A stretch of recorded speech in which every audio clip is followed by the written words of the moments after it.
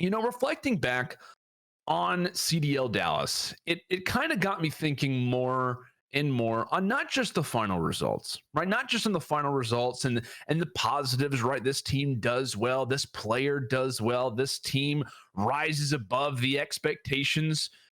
It didn't really get me thinking that way. It actually started to make me think more about the teams that didn't perform well, the players that didn't perform up to standard.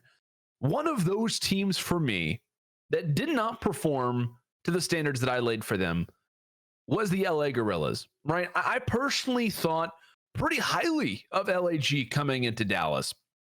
In fact, they were supposed to be my breakout team. I had them beating Florida. They were supposed to be my Florida team, right? They were supposed not that they were supposed to win the entire event and come out as a major shock, but and just in general, they were supposed to be my mutineer lineup that surprised everybody at the very least. Like I said, not winning the event, but at the very least, surprising, making people turn their heads to say, hey, who is this roster? But do we need to consider this team better than we previously did? Which we all know the story. Florida comes out. Farrell plays fantastic. A real team effort. We talked about that last week, right? They break out of pools. They beat Chicago and later Minnesota.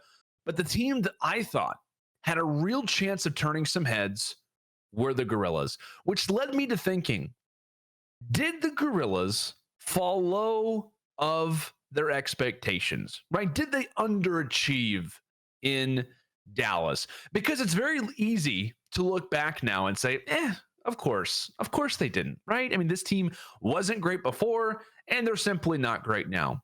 But there was some real hype generated around this team. There were multiple analysts along with myself. I think Merck was one of them who thought, you know what?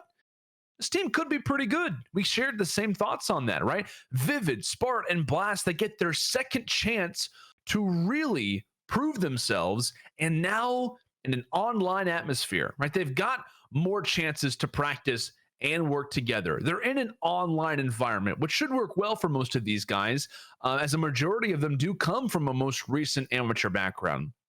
But that wasn't the case, right? That was not the case whatsoever. Now, let's keep in mind that it wasn't going to be an easy first matchup regardless for the Guerrillas, right? Considering the fact that they are facing off against the Dallas Empire in round one of their group, a team that matches up very, very well versus them. A better respawn team than most. Along with that, they're a great search and destroy team. That kind of works negatively toward the LA Guerrillas because they're also a very good search and destroy team, a team that doesn't always rely in respawns. It doesn't pan out all that well. I figured, along with many, this wouldn't be an easy series for anybody, let alone a team that plays the style that LAG does. The Guerrillas drop the hard point. They come back and win Arkalov Search and Destroy. LAG looked very good in this mode all throughout the weekend, but here versus Dallas, I thought it was very impressive considering how good the Empire are on Arkalov. Not really according to their record. It doesn't really showcase it, but if you really look at the details, the only losses that the Empire have suffered outside of this one versus LAG are a round 11 versus the Huntsman and a loss to FaZe, which we talked about at the time. That round 11, I think, was to a very hot Chicago team in Search and Destroy. And obviously FaZe considered to be one of the best, if not the best, Search and Destroy team in the entire world. Moving in the next game mode, right after the Search and Destroy, LAG has another situation, as I'm pretty sure they are the only team in the CDL to receive a forfeit. So much so that they now have found their second one, right? They have to do it again in the domination. They have to suffer through it. It is what it is. It happens. Player lags out. Player leaves after that. They don't follow precautions. Not giving that a pass whatsoever, but even still yet, not a great look if you are LAG, given the situation that they're in at the time. Not a result that they want, especially at that moment in their very first series. But they do play a very close Hackney, right? That really comes down to the wire. The hard point gets extremely close. Dallas gets an excellent hold at P5. For those that have seen the highlights, Illy goes off. A mistake from LAG. Illy counters it. Dallas goes on to narrowly close out the series. But in leaving this particular matchup, I really wasn't all that disappointed with the Guerrillas. I mean, I really wasn't, right? They win a Search and Destroy, and they should have won the Game 4 hardpoint. What happens if they go to a game 5? Or what happens if they do see a game 5 search and destroy? Granted, Dallas, great search and destroy team, but also it really would have been a solid battle between these two. And what would have happened based on popular opinion if we were to say, LAG, take Dallas to a game 5? That just changes it all, right? The labeling itself, it changes it all. I left this series feeling pretty good about their next matchup, right? That being versus the Florida Mutineers. Now, looking back, a lot of people are going to say, oh, well, that's the team that won the tournament. At the time, though, this is a very different Florida Mutineer team, right? This is not the roster that we expected them to be. A Florida team that I predicted to actually lose the game 5 versus Toronto. That ends up taking place. However, the next result here versus the LA Guerrillas was all the opposite of what I expected. The Guerrillas in this series out, losing the early hard point, which I thought was the biggest swing mode for this series. And I think it will be for their immediate future, is how good they can look in hard point, how good can they look in respawns. But in general, I think if the Guerrillas want to be a contender, they need to be better in hardpoint, because their S&D in Dallas was solid, right? And this is based on paper. This is a group that looks fantastic when it comes down to search and destroy. You look at this list, you look at the way that these guys, their background, where they come from, Vivid and Spart. Obviously, you have Blast on this team. You have Decimate, who's a previous search and destroy master of himself, right? Very, very good team. Aqua in his history has always been a pretty good search and destroy player at the least. Searching all the way back to Advanced Warfare, should be a good S&D team, which they are. But it's going to come down to respawns for me, and whether or not they can really kind of be a future contender.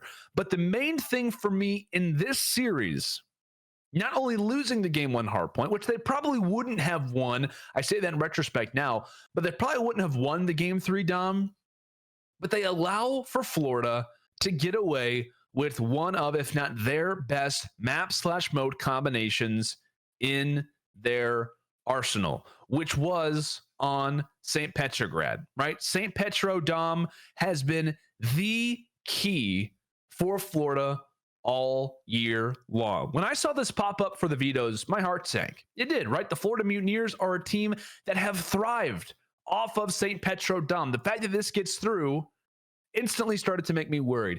It's a map and a mode that has led Florida to a grand finals in Atlanta, and it's the game mode that has gotten them to a tournament victory now here in Dallas. LAG give Florida a massive advantage. It was always going to be a 2-1 as long as Florida won one of the first 2 maps, which historically and based on all of the wins that they had this weekend, it was all about winning either the game 1 hardpoint or the game 2 search and destroy. They weren't a team that was pretty much going to rely on the Dom to kind of change things up a little bit. They always held the 2-1 advantage whenever they won a series, either winning the game 1 hardpoint or closing out a very close search and destroy.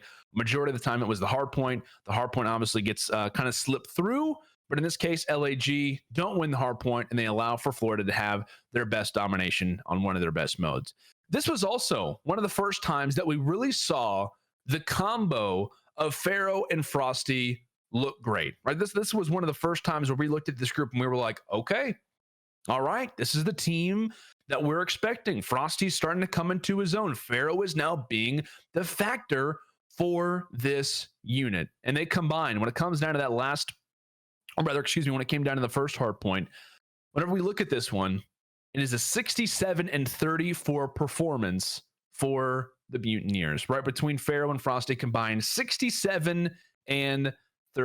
A rough way for the Guerrillas to go out, losing 250-137 and getting knocked out of the tournament. Now, in retrospect, it's important to look at this for what it's worth, right? It's important to realize what really kind of took place with the Guerrillas here. LAG come into a group where they've actually got a pretty solid chance. I know we're looking at Florida now in the current state of where they are, but let's forget that for a moment. Let's think about the Florida team that no one really knew what to expect, right?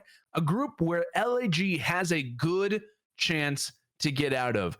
Dallas, a clear threat. 2 other teams in a newly formed Toronto roster and a Florida group that is realistically playing their first real tournament with Pharaoh, a group that's coming off a top 6 placement. How is Pharaoh going to perform? Can they be that team? Clearly, they look great now. But in general, they face off against Dallas in round one. They take a search and destroy on a good map from the Empire and nearly win the Hackney Hardpoint to force the game 5. But based on an insane clutch from Illy on P5, we don't see that game 5 search and destroy happen, of which where the whole map would have been turned on its head. They win the S&D versus Florida, but they drop the crucial game 1. They give Florida a comfort pick when it comes down to the Dom, and the rest is history. So, is this loss a disappointing one for the LA Guerrillas? Right? Did the LA Guerrillas underachieve? Yes, they did. The reason why I say that is because they should have been better. Right? This is a team that should have been better than this. Because in order to underachieve, you have to have something that shows that you can achieve in the first place. You have to realize that they lost to Dallas in a close series, right? You have to realize that this is actually a pretty close series that we have for them. And they later lose to the team that goes on to win the entire tournament. If I'm the Guerrillas, I'm not taking that, but I'm realizing, you know what? Lost to two pretty good teams here. You know, we lost to two pretty solid teams when it comes down to the way that we played. If it wasn't for a few mistakes, I think LAG may have been that team that I thought they could be. They might have been able to live up to the expectations that we thought they could have. I understand that Call of Duty is a game of mistakes, and ensuring that those don't take place is kind of the key to victory. But my thoughts on the Guerrillas, while I still don't see them making major moves in the future, I still think is notable. Right? I don't think they're a horrible team. Not great yet, but also not horrible. They'll be in Chicago where it's going to be rough. But they have a chance to beat a currently weak Seattle team. And if they can improve on what they've struggled with previously in Dallas, they could show some pretty good signs. Right? Florida, a somewhat similar team to Seattle. Great at respawns, not great in search and destroy. The Guerrillas had that chance to do it over again. Speaking of do-overs, they also could have a rematch versus Dallas. Right? They nearly go to a game 5 versus this team. What happens if they learn from their mistakes? What happens if they change up the roles again?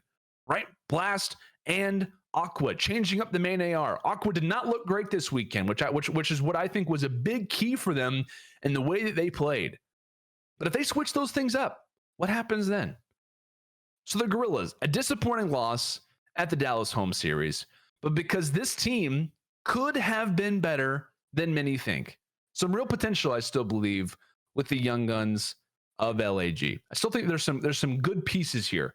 And so do I think they underachieve? Yes. I think they do, because I think that they could and they should have been better.